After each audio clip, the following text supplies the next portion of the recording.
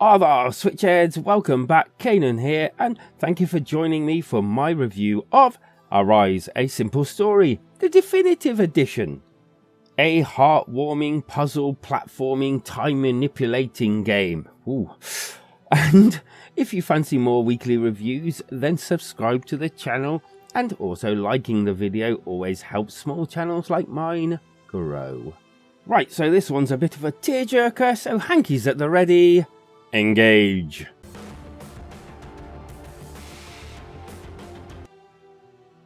This one is definitely a story about happiness and hardship and joy, as it says in the description. It's simple and in the end, to the point. It won't break any barriers, but I really enjoyed it, and it did the most important thing. It invokes emotions. And so controls are not as simple to explain, as there are many different mechanics, and these are added as you play. I also don't want to ruin it too much, as this is as much of an experience as it is a game. But let's just take a little look at some of the mechanics, shall we? Okay, so the game basically works by turning back and forward the time, and it kind of like, I don't know, gives you opportunities to move around the actual environment ways that you couldn't before, if that makes sense. So as you just saw, that's just helped me up onto this ledge so that I can then climb, which is part of it as well. And yeah, so you can rock climb, you can also grapple things like impressively enough bees and things like that. Whoops. So simply put, the actual biggest mechanic is the fact that you can go back and forth in time like this. So this can open up different ways so that you can obviously do something, I guess, like this. So do that, and then you advance the time, and then it raises the water so that you can get to where you want to be. And this is all the way through, but it's not actually just this. There are that many mechanics, like grappling onto bees and other objects, climbing as you've seen me do already. And there's so much here that I don't really want to spoil it, because if I did, then, you know, the whole discovery bit that you could have and part of the enjoyment would be lost completely, and that would be very irresponsible of me, I think. Oops. The other thing is that you can do this, and if I go down to settings, there is an actual button here for gyro. So turn that on. This takes a little bit to get used to, but almost like driving a car, I guess. Yeah, this can be slightly hit and miss now and again for several reasons, which I shall explain in a bit. But yeah, I do enjoy the gyros, but it does have its that's partly of one of them. It does have its limitations. The controls as a whole kind of work pretty well, and sometimes you'll have to multitask with using several different mechanics at the same time. This is actually quite impressive when you do it, and sometimes rather annoying when it's kind of like doesn't go your way. The game plays by manipulating time, as I've shown, and this happens in many ways, from the very impressive to the very subtle. From using time to stop a boulder rolling so you can hop onto it and reverse time back to jump onto a ledge, to a subtly changing a flower direction so you can leap from one to the other and reach the other platforms. I'd say the puzzles are more on the relaxing side of difficult rather than the taxing side of difficult, and rarely takes a long time to solve. But some are, well, a little harder to pull off, involving you to do a little finger dexterity here and there. There's also memories to be collected and found on each level as you travel through your emotions, and these you can go back and look at any time. They're kind of like little hand-drawn pictures. And as for these memories, well, you actually collect them as you go along. And some of them are kind of difficult to find, and some of them are actually quite easy to find, and some of them, it's just a little puzzle like this. Show up there, but I can bring it up here. Lovely little hand-drawn pictures like this. They kind of like tell the story more and more as you actually go along. It's kind of sweet in a way. I should also probably mention that there is a co-op play within this game. Unfortunately, it kind of feels tacked on, and although me and my wife played co-op once, it was not really that much fun. One controlling the camera and time, and the other controlling the character. For us, it just didn't work. Although saying that, in single player or in co-op, there are so many standout moments here.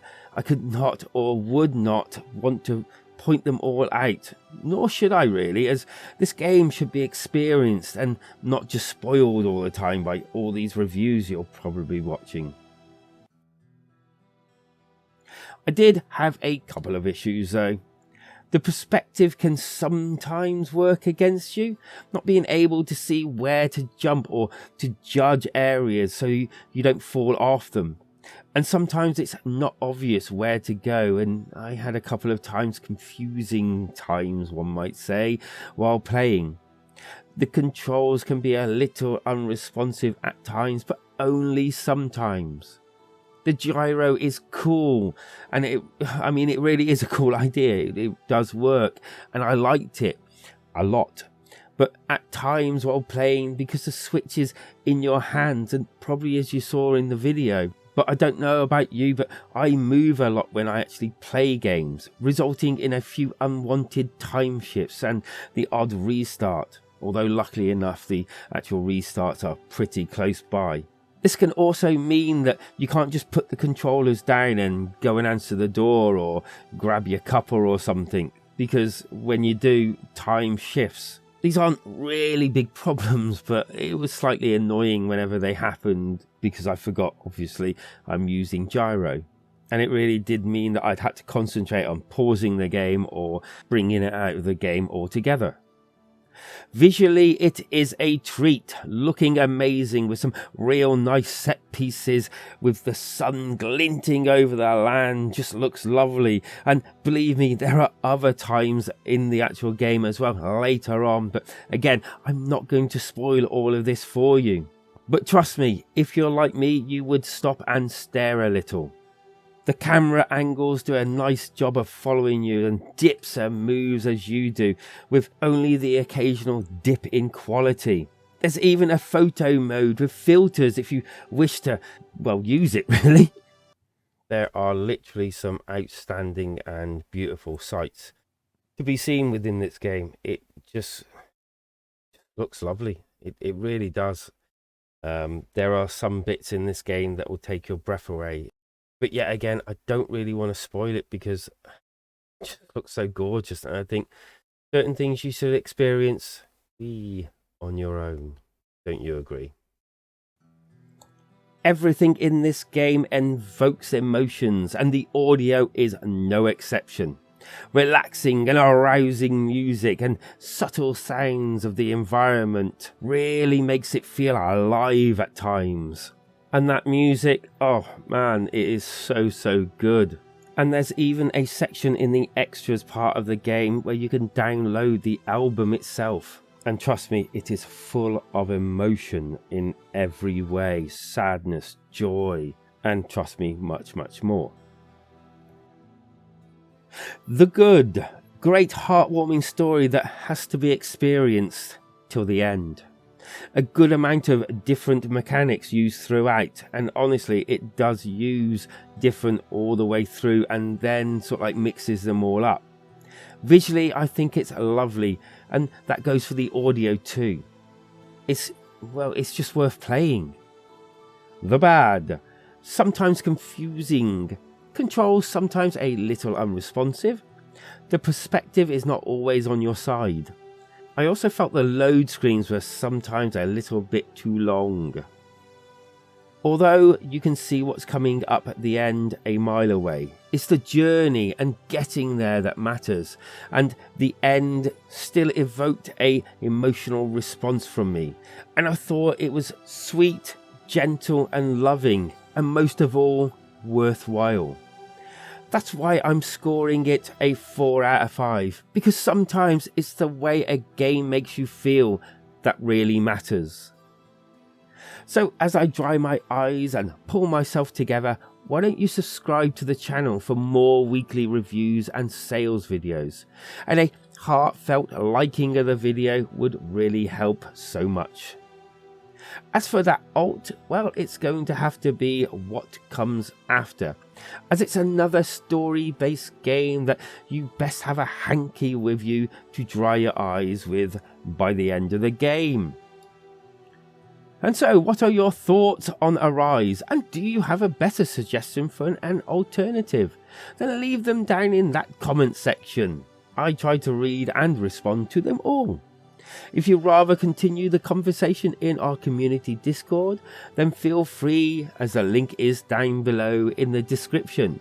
Because life is better when we switch together.